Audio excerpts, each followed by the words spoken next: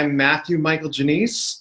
I'm an actor based out of New York. I was most recently in the second national tour of Something Rotten playing Nick Bottom, and I have a bunch of other credits that we can talk about, and I'm engaged to be married, and that's the big exciting thing for me. Thank you. Well, congratulations to that. But yeah, so you were most recently in the second national tour of Something Rotten as Nick Bottom, and you also did a regional production as Nick Bottom as well after that, right? I did. I did the regional production in New Orleans at the Le Petit Theater, and it was the second time I had ever done a role again. In college, I did full Monty and was Jerry Lakowski, and then did it professionally after college. Again, way too young to do it, but to do a part a second time with different people around you, it's an interesting phenomenon that I'm sure will happen more and more as my profession goes on and career gets longer and longer, but it's always exciting to see how you've changed when you come back to a part that's familiar with a new production.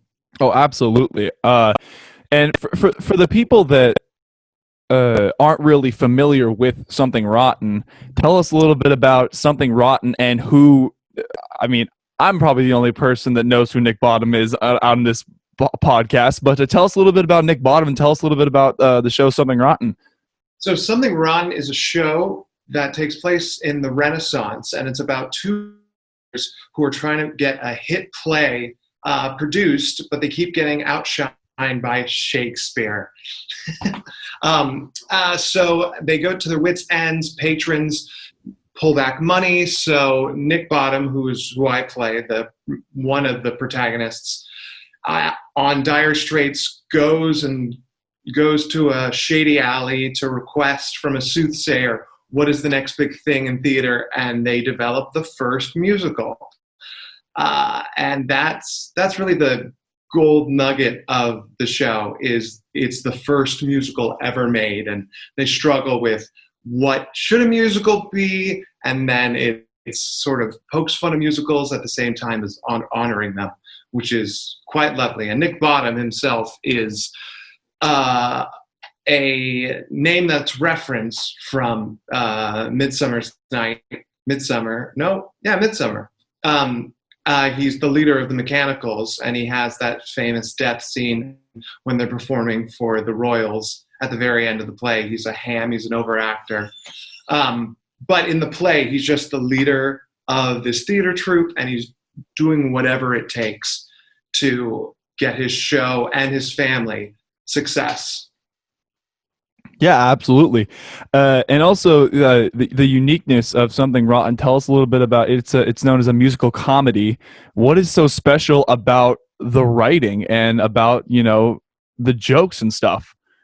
It's the show and the writing are so clever. The history of the story, the Kirkpatrick brothers, back in high school, came up with, that's the writers of the musical along with John O'Farrell, came up with this concept in high school. Just, wouldn't it be cool if, we made up the story about the first musical ever written, and what if Shakespeare was not this pompous, pious figure that we all know, but is just like a rock star of his time, which, if you think about it, would be the case. He was the most prolific writer in a medium where all you did was go to the theater and words were the big sensation. He had the best words and the best drama. Of course he would be a star. But what makes this writing so great is not only is it witty with cheek and tongue references to the theater, both honoring and making fun of it, but there's also a heart behind it.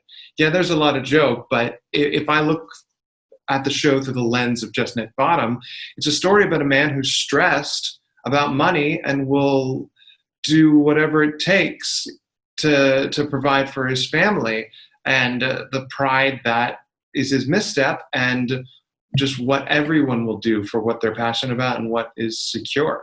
So not only is it super funny with clever references and general slapstick humor and general jokes, but it has it has heart that you can grasp to, and that's what makes some of the best musical theater, when they can trick you into crying at the end. How did you get cast? Because I know the first national tour, obviously starring with Rob McClure, Josh Grassetti. How did the whole casting process go for the second national tour, and how did you get involved?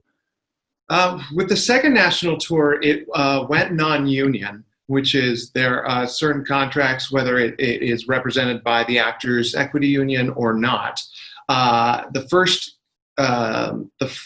tour of Something Rotten was union. They switched over the contracts, which, from what I heard from a producer's standpoint and from what I know, there are certain restrictions that that theaters won't be able to house equity, full equity contracts. So a non-union tour is, it's kind of a nice way, to get more money out of the production from the producer standpoint, but also having smaller towns have the ability to see these big shows that they may not get if there's X, Y, and Z restrictions on it.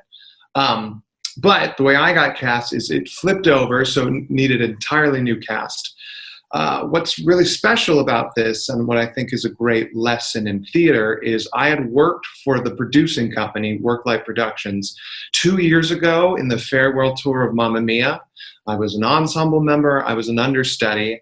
So I reached out knowing this. And what helped predominantly, what I think, I've never confirmed this, but because of my work ethic as an ensemble member and an understudy, there were reports about, oh, Matthew Janisse is always prepared. Oh, Matthew Janisse comes to rehearsal and knows.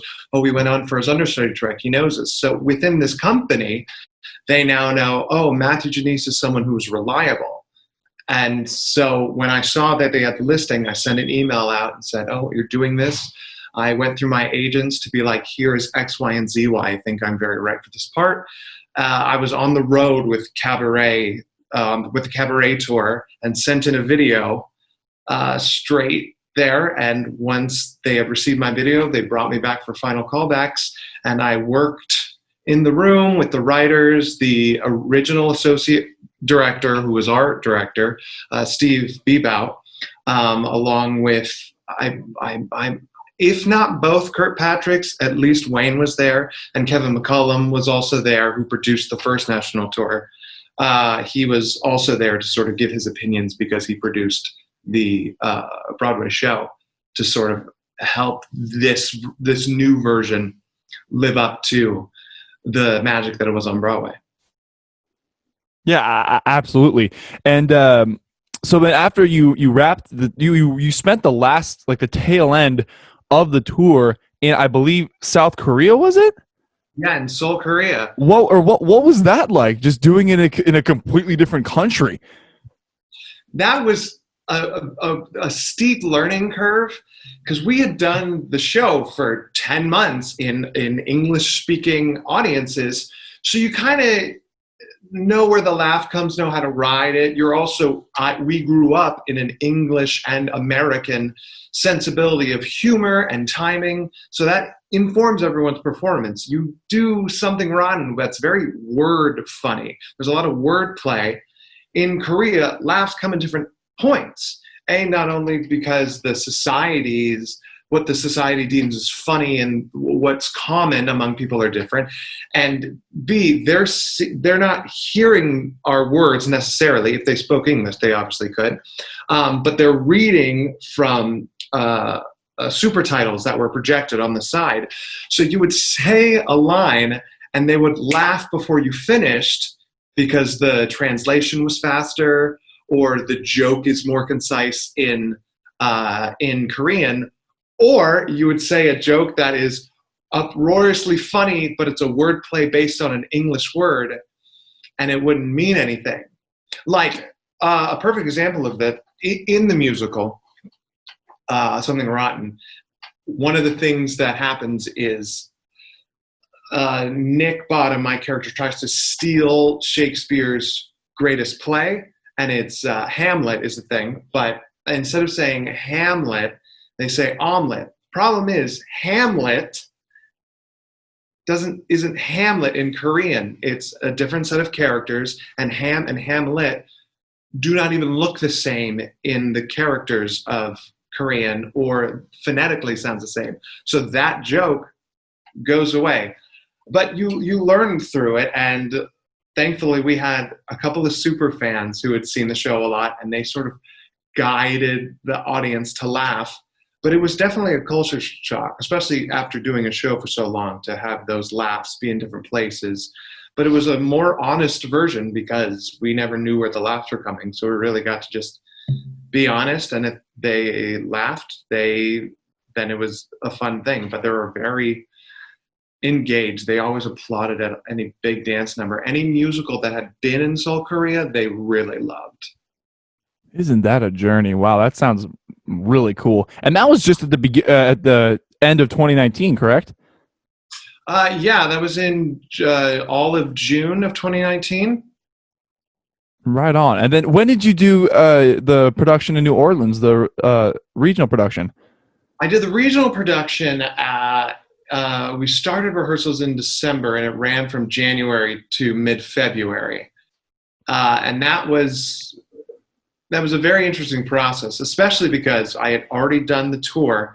So you sort of have that image in your head, and you've gotten used to these things. But luckily there was 4 months of a break. So it wasn't like I was married to those ideas, but I was very excited to get new interpretations from different people and to see how that changes. The one thing that is a bit interesting is the actor who played my brother on tour, Richard Spinelletta, was also hired for that production in New Orleans. So my brother was still my brother, which was I mean, in my head, that can only make the production even better, to have people come in who have been bonded for a year, again, play brothers and have that sort of symbiotic relationship like brothers would. How did you see differences, with the national tour being, kind of bigger sets and, like big high end, and then you go to regional production, which is a little bit different. What were those differences like, and how did you adjust to them, being the same character? I think what's really great about regional productions of any sort is the freedom you get to have to create. Unless you're mounting the original production of something, I mean, this is a vague statement, but I know for the different tours that I've worked on, all the 3 tours that I've done before, there was set stuff that is guaranteed. This is what we got to do because we know it works, because we've done it for years. When you have a regional production going into New Orleans, it's, we don't have this sort of set. Those are all copyrighted. We don't have these costumes. We don't have this scenery. Our theater has these limitations. Let's now work together, you and I, and figure out what our version of this great material is. So it was really fun to, not only have the expertise of knowing the character and knowing how it was once, but to have an open slate. Now I have all this information of how Broadway did it and how I was directed to do it, and have months and months of knowing this character inside out now. And now someone comes in with, oh, what if we do this? I now am well informed to now play in this new sandbox, which is the most exciting thing as an actor, because you just want to play. I've done it, and I really enjoy keeping it consistent, and I find pleasure in working to make every night the same and fresh at the same time, but still consistent. But the added bonus of, oh, I've done that work, now I get to do it again in a different way, is just very exciting. Yeah, absolutely. With this is now the Nick Bottom and me asking you this question. How did you get to know Nick Bottom, and how did you spend time developing your character? Maybe finding ways that he related to you and in your personal life. Like, how did you just get to know Nick Bottom? The big thing, I was first introduced to the show when they were doing workshops, and I had just seen a clip of them doing their presentation where Brian Darcy James is in a frilly collar and everyone else is in street clothes. And I was like, oh, that's such a funny idea. So I was well aware of the show in general. I took my parents to previews when they were in New York, just because I was like, this is the show you'll like, because it's our sensibility. We grew up having fun. So I was very aware of the show in general, which always helps. Sort of, the world, sort of what's happening. But then to relate it with the part, what's really helpful is we had 2 weeks of rehearsal. It was the first time in 2 years I was carrying a show solely on my shoulders, and it was a 2-week rehearsal process. And a 2-week rehearsal process really meaning like a week and a half of rehearsal process, and the last is we really got to fine tune this before tech takes all the liberties to really work in depth with. So with that, there was a lot of self-appointed stress to make everything good and make everything great, which is exactly what Nick Bottom goes through. He's stressed about this person who's getting all this accreditation for what he believes is half-hearted work, and is stressed because the money's going away. He has to hold this up. He has to hold this up. He has to hold this up. That's not dissimilar to how I felt with, I got to get the lines, I got to get the music right, I got to be a good leader, I've got to make sure not only I have my things, but because you're the head of a show, that comes with more responsibility, and you should know how to carry other people up while still lifting yourself up. And I want to do great, and there were stressors, obviously very good stressors I welcome, because if the stresses, I want to make it good. And if I didn't care, that wouldn't be great. But that stress directly correlates with the stress he has. And it made me work harder, and it made me feel like, okay, so when I get stressed out, what do I do? Okay, when Nick gets stressed out, what does he do? What are his actions? All right, how can I mirror these two things? And how can I make this person more human?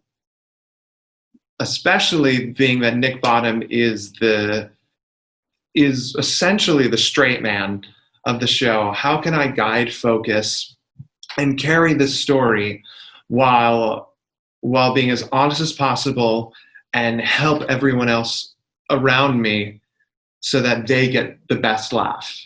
How do you do that? And then spending time on that, it is exactly what Nick Bottom would do with his troupe. He's leading his troupe to try and do that. So it's always helpful when the character is an actor and a writer. So that is sort of how I used it, because my life is, especially in that moment of rehearsal, was I got a lot on my plate. I got to get it done. And Nick has a lot on his plate, and he's got to get it done. When it comes to physically and just emotional taxing parts, Nick Bottom, I feel you spoke to me a couple months ago about how tiring it can be. How tiring, like obviously doing the show 8 times a week, how tiring is Nick Bottom? And also after that, like, how do you keep yourself healthy doing a tour and traveling across the country?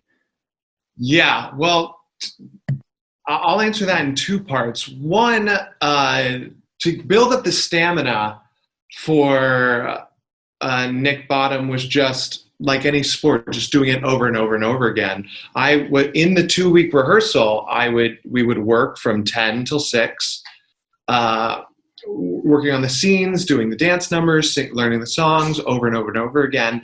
And then because I'm a bit of a perfectionist and I want it to be really good, and I recognize that this was an advancement in my career, and if I did this well, good things could happen, which is every job, but particularly with this, because it's a project that I would want to be in for all the time, with creative teams that do things that I enjoy. I put a lot of pressure on myself, so like 6 to 7 would be my break, and then be like, all right, 7 till I go to bed, I'll work. And I did that, and then towards the end of rehearsal, I got run down, I got sick, my body physically got sick because I wasn't taking care of myself.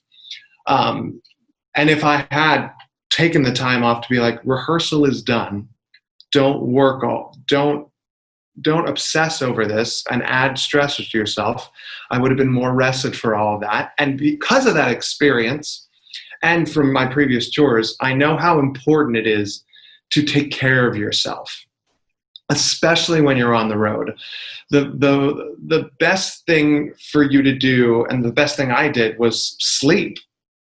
And it's a choice that I made. Not everyone needs it, but you just need to be able to identify the things that you need as a performer to make yourself the utmost shape. I know when I did Mamma Mia, all of the dancers always worked out before the show and stretched out and really made sure they had their things, because that was their main thing. They're doing splits in the air. They had to do it. So what do I need to do to take care of myself pre and post show? Always warmed up, physically and vocally, lightly physically because I sweat so much.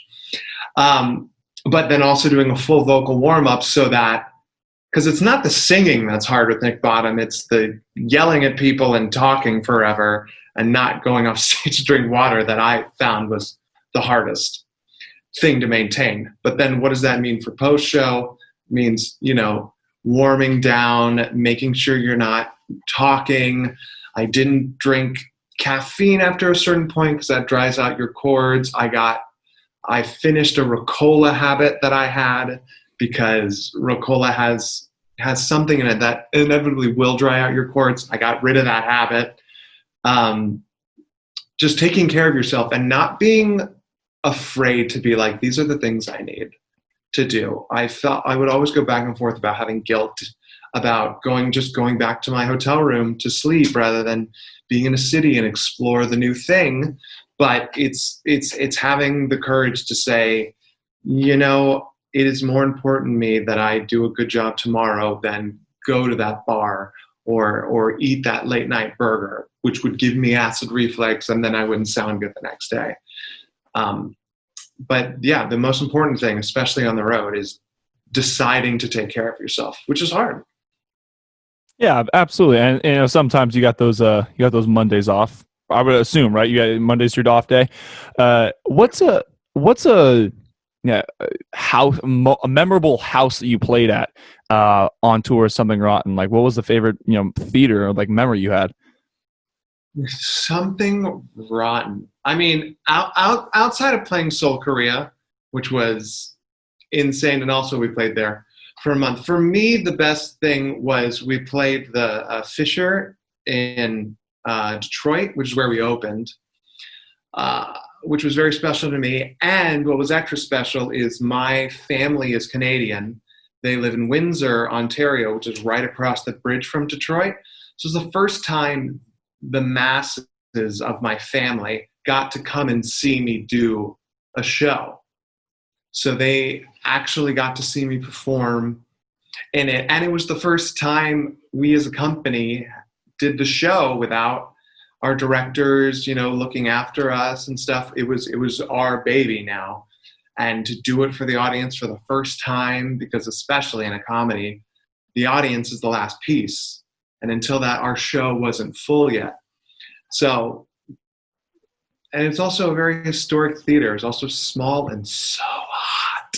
But it was really fun because it's the first time we're in a company in dressing rooms together. And I got to share a dressing room with the guy who played Shakespeare, Matthew Baker, who were fast friends, but getting to know people who better outside the rehearsal process, which flavors how you interact with each other on stage. That, and then Madison, Wisconsin was really nice, just because the dressing rooms were very nice. They had comfy couches, a refrigerator. Every other person had their own dressing room, which was really fancy and nice for me. How do you as a tour artist adapt to going from theater to theater? And maybe this isn't just for Something Rotten, but from all the tours you've been on, how do you adjust to the new cities? That's an excellent question, and I think actually my other tours answer this a little bit better, because when we did Mamma Mia, I did Mamma Mia, the farewell tour, and we would have phenomenal dance captains, who was actually the dance captain of Something Rotten, Danny Lopez. He was dance captain for both shows, which is great. he would come into the space, work with the stage manager, see any restrictions of the space, especially for Mamma Mia that has those, they have big, heavy pieces that are hydraulic controlled and move up and down with stage hands.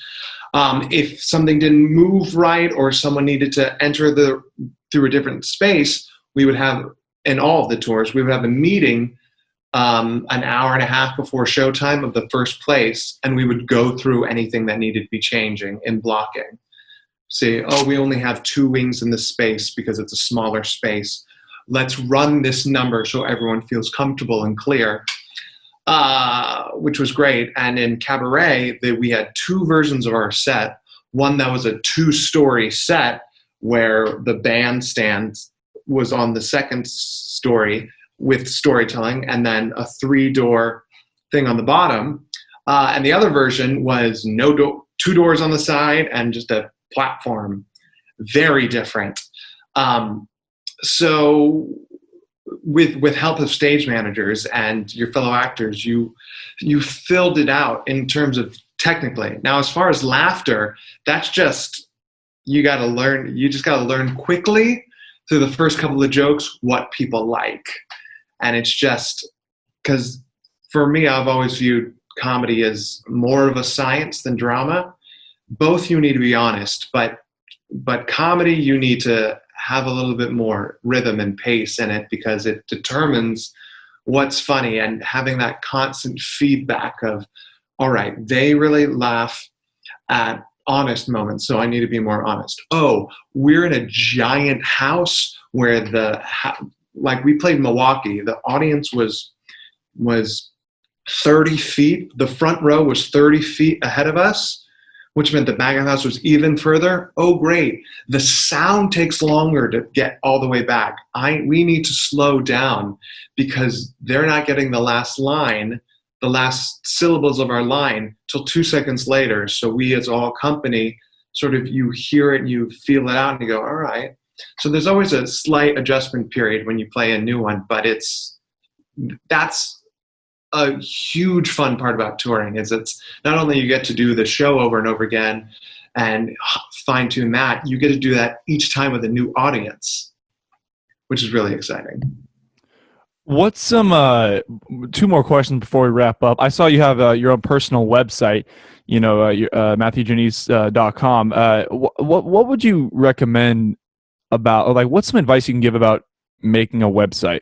Like, would you recommend it? Does it help a lot? Is it worth the domain and all that stuff? Well, I mean, making a website I think is great because it just is a way to filter all of your information. Is it worth the domain? I don't know. The first website I ever made was just from Wix.com, and it was free. You just had you couldn't choose your domain, right? But you could attach it to things. And from what I've heard from several different casting directors it is good to have information out there. Any clips of you performing, anything that we can see more of you, the better. If they go to YouTube and, we're looking for a Norbert Leo Butz type, I'm just going to click fight those dragons from Big Fish, or whatever that song is called. If you're one of those people and they can find you on YouTube, that's great. If you're in for them audition, if they can quickly go to your Instagram and say, oh, he sang. Oh, cool. Great. It's only beneficial to you. Now, there are free ways to do it, so I don't think the website per se is necessary, but I would say more Instagram and YouTube, all those things that are free that you can just produce content is very valuable for any actors, young, old, anything. Yeah, absolutely. Thank you for answering that question. That's something I've had, on my mind a lot recently. But thank you so much for coming on, just taking some time out of your day, and just thank you for the sharing the thoughts and I guess the tricks of touring, not in 2 countries, as well as comparing it to a national tour and a regional production, and then just giving us a little bit of advice about how to network and how to get yourself out there. I really appreciate it. I'll let you know when this episode airs, and if there's anything else you want to leave, go ahead. If you want to say any other thoughts. Yeah, I would say the number one thought that I always think of, that I think is the big thing that helped switch my career to be successful, is that we're all in this together and everyone is an important part. You never know who's going to be where, and be excited about them just as much as you're excited about yourself. And then if you lift other people up, they'll lift you up. Couldn't have been said any better. Well, thank you so much. Stay safe out there. I'm sending lots of love and prayers, making the decision, going back to New York and with your fiance and all that stuff. But stay safe and take care.